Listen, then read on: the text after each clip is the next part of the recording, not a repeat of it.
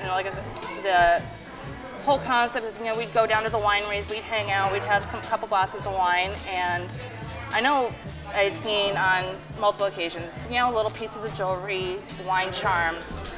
You know, my whole family's a bunch of wine drinkers, and I just kind of had this idea that instead of, you know, the really cheap wine charms that you can get at the dollar store, I wanted to make something a little bit more upscale.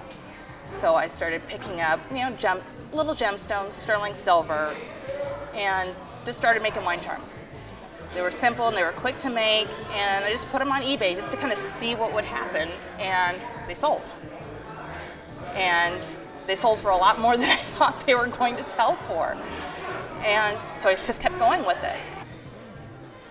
I went from craft shows to, you know, runway shows in a very short period of time. I'm talking to vendors, and What was that time frame? 6 months. 6 months. I opened my store on Etsy in October of 2009. And I have gotten more interest and more sales than probably 3/4 of the people that are designing jewelry on Etsy, which is a lot. Like I said, there's people on Etsy that have never sold a thing and have had their stores open for years. I've got close to 100 sales in 6 months, which for a jewelry designer is like amazing. Is, you know, once we had come here for the walkthrough and I met Tiffany for the first time, I started taking a look at the clothing that she had in her store online and started kind of getting a feel for the style. And because my general style is a little bit different, I tend to work with a lot more gemstones, silver, I work a lot with copper.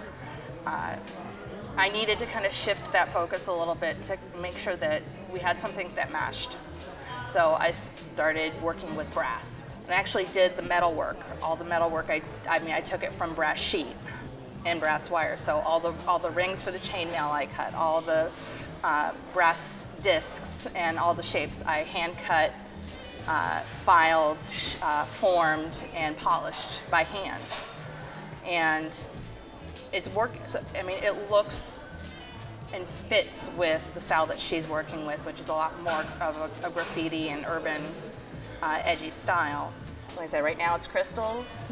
Next week it could be, you know, wooden beads or some particular gemstone. I mean, it just depends on what I'm doing at any particular time. I mean, we're kind of, at this point, I have such a free reign with what I'm doing that I just kind of let it take it wherever it leads me. I'm Melanie Howitt, and I'm a raw artist.